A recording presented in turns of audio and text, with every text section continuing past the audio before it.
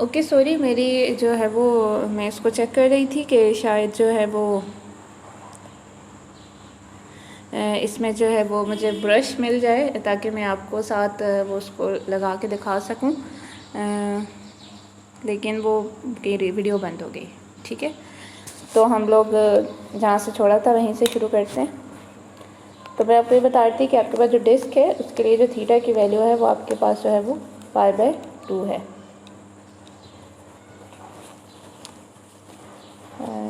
एक मिनट, वो मैं आपको बता देती हूँ कि उसके लिए जो थीटा की वैल्यू है वो π/2 कैसे है।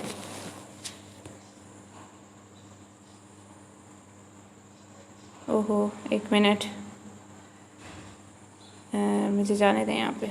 ओके, क्योंकि आपके पास जो थीटा होता है वो यूँ होता है, ठीक है ना। तो यूँ अगर आप जा रहे हैं तो ये पूरा जो होता है वो पाए होता है। तो आपके पास इसके हाफ, क्योंकि आप हेमिस्फीयर की बात करें तो उसके जो हाफ होगा वो आपके पास क्या हो जाएगा, मतलब यहाँ से यहाँ तक आपके पास क्या हो जाएगा π/2। और इसी रीज़न की वजह से हमने ऊपर जो लिमिट थी वो भी π/2 ली थी। अगर पूरा स्फीयर होता तो फिर हम इसको पूरा यहाँ तक ले जाते। ओके, थीटा जो है वो आपके पास π/2 हो गया फॉर द बाउल। अब हमने सबसे पहले बाउल के लिए सॉल्व करना है, मतलब जो स्फेरिकल सरफेस है, जो आपके पास ये वाली स्फेरिकल सरफेस है, पहले हम लोग इसके लिए सॉल्व करते हैं। ठीक है,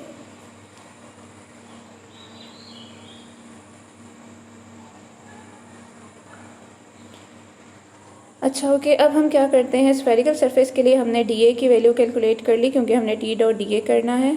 तो वो r² sin theta d theta phi है, क्योंकि स्फेरिकल सरफेस का r फिक्स है तो इसलिए हमने उसकी कि जो डायरेक्ट एरिया लिया वो r² sin theta d theta d phi लिया। जो इलेक्ट्रिक फील्ड होती है आपके पास at the surface of the sphere, वो आपके पास इसके बराबर होती है। तो अगर आप इसमें आर हैट लें तो आर हैट को आपने कार्टेशियन कंपोनेंट की फॉर्म में लिखा है जो कि इसके बराबर है। और अगर आप अपना ईडी का फर्स्ट चैप्टर देखें तो उसके अंदर यूनिट वेक्टर्स को in term of Cartesian coordinate उन्होंने बताया हुआ है, तो उससे आपको पता चल जाएगा कि ये कैसे है। आप इसको नहीं याद, आपको डेरिवेशन पूरी करने की ज़रूरत नहीं है, बस आप इसको याद कर लें। और एक और चीज़ ये कि हमने जो है वो मैक्सवेल स्ट्रेस टेंसर जो टी है एक्चुअली उसका ये रिलेशन है, ये जो मैंने नीचे लिखा है इसमें, क्योंकि हमने पहले स्टैटिक का केस दिखा दिया और आपको बताया कि बी जो है वो क्योंकि ज़ीरो है, तो इसलिए इसमें क्या होगा कि आपके पास जो टी का सेकंड वाला पार्ट है वो ज़ीरो हो जाएगा, तो सिर्फ इलेक्ट्रिक फील्ड वाला पार्ट रह जाएगा।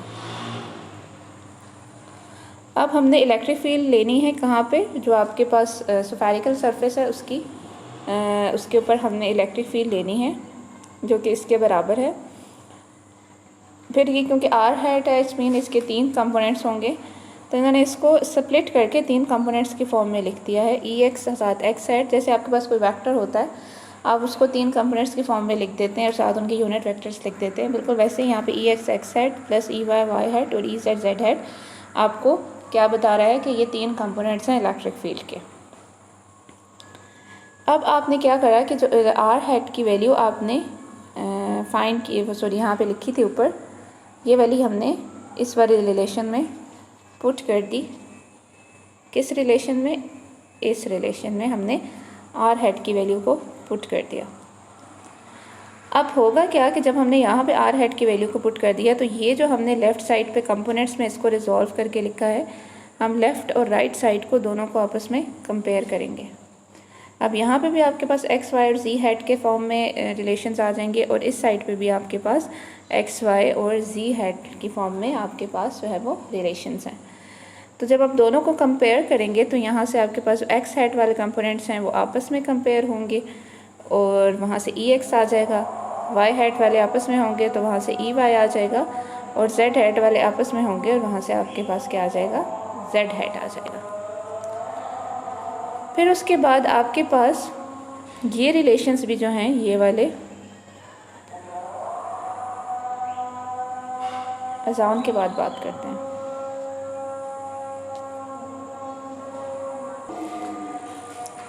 ओके, अब मैं आपको बता रही थी कि यहाँ से आपके पास अब जो टी की जो वैल्यूज़ इन्होंने यूज़ की हैं, अगर आपको बिलफर्ज नहीं याद आप यहाँ से मैं आपको इस दफ़ा बता देती हूँ ताकि आप कंफ्यूज ना हो कि ये टी की वैल्यूज़ कहाँ से आई हैं। तो जो मैक्सवेल स्ट्रेस टेंसर्स के डिफरेंट कंपोनेंट्स हैं,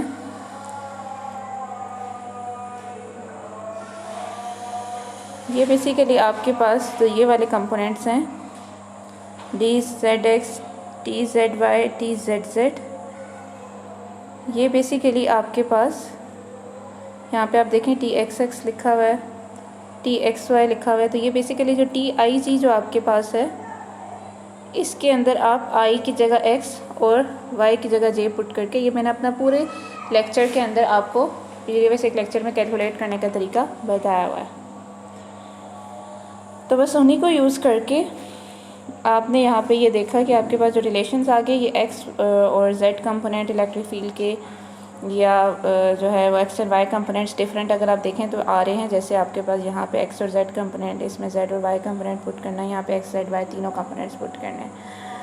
तो बस आपने ये कंपोनेंट्स क्योंकि ऊपर आपने कंपेयर करके फाइंड कर लिए होंगे जैसे मैंने आपको बताया, तो आपने उनकी वैल्यूज़ को यहाँ पे जब पुट करा तो आपके पास क्या हुआ, ये वाले फाइनल फॉर्म्स आ गए।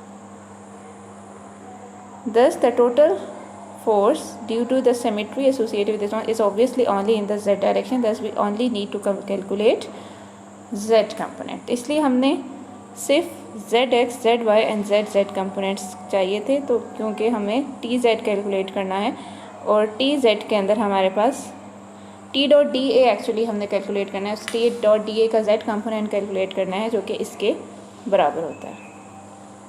आप पिछले लेक्चर्स देखेंगे आपको आराम से सारा समझ आ जाएगा। तो ये आपके पास सिंपल क्या है, टी जेड एक्स को उस X component of D A के साथ, टी जेड वाई को Y component of D A के साथ, और इसी तरह आपके पास टी जेड जेड को Z component of D A के साथ। तो अब आपके पास डी ए के X Y G component electric field के तो हमने जैसे पीछे फाइंड किए बिल्कुल वैसे ही हमने डी ए के भी एक्स वाई जी कंपोनेंट्स फाइंड करने हैं। डी ए को हमने लिख लिया और इसके बाद हमने क्या किया कि इसमें भी ये जो आर हेड की वैल्यू है जो हमने पीछे लिखी है वो हमने पुट की। फिर उसमें से हमने जो एक्स हेड वाला कंपोनेंट है उसे हमने कह दिया वो डी ए एक्स है, जो वाई हेड वाला कंपोनेंट है वो डी ए वाई है। यहाँ पे आपने क्या करना है, आर हेड की वैल्यू को यहाँ पे जब पुट करेंगे उसके बाद एक बड़ा सा रिलेशन बनेगा। क्योंकि मैंने सिर्फ आंसर लिख दिया है तो आपने वो एक स्टेप भी करना है कि आर हेड की वैल्यू को यहाँ पे पुट करना है इस जगह, और फिर मल्टीप्लाई करने के बाद आपके पास जो रिलेशंस आएंगे उसमें से जो एक्स हेड वाला है वो वाई हेड वाला और जेड हेड वाला अलहदा कर लेना है, और वो आपके पास basically D A X, D A Y and D A Z होंगे। फिर ये तीन कंपोनेंट्स आ गए डी ए के। तो बेसिकली यहाँ पे मैंने जैसे आपको बता दिया कि डी ए को अगर आप तीन कंपोनेंट्स की फॉर्म में लिखेंगे तो वो ऐसे होगा। तो आप एक्स हेड वाले कंपोनेंट्स को कंपेयर करें तो ये डी ए एक्स हो गया, वाई वाले को कंपेयर करें तो डी ए वाई, और जेड को करें तो डी ए जेड। तो बस आपने सिंपल क्या करना है कि आपने इसके अंदर टी जेड एक्स की जैसे और T Z Y, D Z Z की वैल्यूज़ पुट की हैं वो पुट करनी है, और D A X, D Y और डी जेड की, डी ए जेड की वैल्यूज़ को पुट करना है। तो ये काफ़ी लंबा सा एक रिलेशन बन जाएगा। आप अपने रजिस्टर्स पे सॉल्व करना और साथ मेरे साथ जो मैंने नोट्स दिए हैं उसके साथ आप मैच करते जाना। फिर इसको सॉल्व करना है as a little bit math. तो अब आप स्टेप्स देखते जाएं कि आपको ये क्लियर हो जाएंगे। थोड़ा सा कुछ चीज़ें टर्म्स ऐड होंगी, कुछ कैंसिल होंगी, फिर आपके पास एक फ़ाइनल फॉर्म आ जाएगी जो कि आपके पास ये वाली फॉर्म होगी। ये वाली आपके पास एक फॉर्मल फाइनल फॉर्म आ गई। तो ये टी डॉट डी ए का जेड कंपोनेंट जो है वो आपके पास आ गया। बस अब आपने इस जो जेड कंपोनेंट आ गया टी डॉट डी ए का, इसकी आपने इंटीग्रेशन करनी है जैसे यहाँ पे हुई है। इंटीग्रेशन करेंगे अगेन उसी तरह थीटा की लिमिट जो है वो 0 से π/2 तक और फाई की लिमिट 0 to π लेंगे। इसको सॉल्व करने के बाद आपके पास ये रिलेशन आ गया। अब ये सारी कैलकुलेशन हमने बाउल के लिए की थी, अभी हमने डिस्क के लिए जो है वो कैलकुलेशन नहीं की। अब हमने अलग कैलकुलेशन जो है वो हमने डिस्क के लिए करनी है। तो डिस्क के लिए हमने सबसे पहले उसी स्टेप से फॉलो करना है। जैसे हमने बाउल के लिए सबसे पहले DA लिखा था, इसी तरह हमने डिस्क के लिए लिखा। तो डिस्क के लिए आपके पास जो है वो DA है RDR_D5 और उसकी डायरेक्शन नेगेटिव Z हैट है। वो तो मैंने आपको बता दिया कि उसकी डाउनवर्ड डायरेक्शन बन रही है opposite to the Z axis, इसलिए नेगेटिव Z हैट आ गया। और RDR_D5 बेसिकली वो आपकी जो डिस्क है वो एक सर्कुलर शेप की है और उसके जो एक सर्कुलर कोऑर्डिनेट्स बेसिकली जो होते हैं, तो सर्कल के कोऑर्डिनेट्स होते हैं एरिया फाइंड करने के लिए सर्कल का यूज़ होते हैं, वो RDR_D5 है। तो इसलिए हमने वो वाला इसमें यूज़ किया है।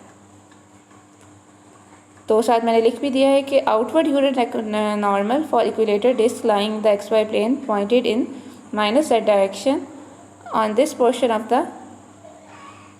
bounding surface S, and since we are now inside the charged sphere, अब हम समझ लें कि आप इनसाइड द स्फीयर के अंदर बैठ के आप डिस्क को देख रहे हैं। डिस्क नीचे है तो उसकी डायरेक्शन जो है वो नेगेटिव Z है। और अब डिस्क के लिए जो मैंने आपको पहले बता दिया कि डिस्क के लिए जो थीटा की वैल्यू है वो π/2 है। तो जो चीज़ फिक्स होगी, जिस चीज़ के लिए हम वो यूज़ करेंगे। जो स्फेरिकल सरफेस थी उसका R फिक्स था, इसलिए हमने उसे small r equal to capital R पे कैलकुलेट किया। इसके लिए थीटा फिक्स है, वो चेंज नहीं हो रहा, इसलिए हम इसे थीटा इक्वल टू π/2 पे कैलकुलेट करेंगे। इसमें भी आप बिल्कुल ऐसे ही करेंगे, इलेक्ट्रिक फील्ड का रिलेशन यूज़ करेंगे। और इलेक्ट्रिक फील्ड के रिलेशन में मैं जो है वो R हेड की जगह मैंने उसको XYZ कंपोनेंट्स में पुट कर दिया। बस अब फ़र्क ये है कि जहाँ पे भी थीटा आ रहा है वहाँ पे आपने π/2 पुट कर देना है। तो उससे क्या होगा कि आपके पास cos 90 जैसे आपको पता है कि 0 होता है, तो जहाँ cos 90 बन रहा होगा वो टर्म 0 हो जाएगी और जहाँ sin 90 आ रहा होगा वो टर्म 1 हो जाएगी। तो आपके पास इलेक्ट्रिक फील्ड की सिर्फ ये फॉर्म रह जाएगी। फिर इसी तरह जब हमने इलेक्ट्रिक फील्ड का निकाल लिया, अब हमने T.DA कैलकुलेट करना है। T.DA कैलकुलेट करने के लिए हमें क्या, अब देखें जैसे मैंने आपको T.DA का Z कंपोनेंट जब ऊपर मैंने आपको बताया था वो आपके पास किसके बराबर था, वो इसके बराबर था। उसमें 3 चीज़ें आ रही थी। लेकिन इस केस में क्योंकि आपके पास जो है वो जो एरिया है उसका सिर्फ एक Z कंपोनेंट ही है, क्योंकि उसकी डायरेक्शन सिर्फ Z एक्सिस के अलॉन्ग है, X एंड Y के अलॉन्ग नहीं है, तो इसलिए उसका X एंड Y वाला कंपोनेंट जो है वो 0 हो जाएगा। तो सिर्फ आपके पास क्या रह जाएगा, TZZ तो इसीलिए अगर मैंने यहाँ पे तो ये लिखा हुआ है आपके पास ये, तो इससे आपने कंफ्यूज नहीं होना, ठीक है। तो TZZ का रिलेशन मैंने ऊपर यूज़ किया हुआ है, वही वाला रिलेशन है। इसमें आपने EZ, EX एंड EY की वैल्यू पुट करनी है। वो EZ, EX, EY कहाँ से आएगा, वो जैसे आपने प्रीवियस केस में किया था। अब यहाँ पे आपके पास देखें तो इस केस में थीटा की वैल्यू π/2 पुट करने के बाद आपके पास सिर्फ X and Y component electric field के रह गए। तो ये पूरा जो है वो आपके पास X कंपोनेंट बना देगा और साइन के साथ मिलके ये पूरा आपके पास क्या बना देगा, Y कंपोनेंट इलेक्ट्रिक फील्ड का। तो इस केस में Z वाला 0 हो जाएगा और EX एंड EY की आप जब वैल्यू पुट करेंगे तो आपके पास जो T, ये मैंने आगे जो है वो आई थिंक रिपीट कर दिया ये पेज। तो फिर आपके पास आपने क्या किया कि TZZ की जो वैल्यू आ गई वो, और DAZ जो आपने ऊपर लिखा था ये वाला, ये आपने लिख दिया हमने, ठीक है। और फिर हमने क्या किया कि अब इसकी इंटीग्रेशन कर ली। इंटीग्रेशन करके हमने लिमिट पुट वगैरह की और थीटा जहाँ पे आ रहा था उसकी वैल्यू π/2 पुट कर दी। और उसके बाद आपके पास डिस्क की वजह से फोर्स आ गई। अब एक डिस्क की वजह से फोर्स हो गई और एक फोर्स आपके पास होगी बॉल की वजह से। दोनों को जब मैंने ऐड कर लिया तो मेरे पास टोटल इलेक्ट्रोमैग्नेटिक फोर्स हो गई, जो कि वही थी जो कि मेरे पास जो है वो 2.47 में जो इलेक्ट्रिक फील्ड को यूज़ करके आई थी। Okay, we are done with this topic. अब इंशाल्लाह इससे नेक्स्ट टॉपिक में आपको रिकॉर्ड करके कल भेजूँगी।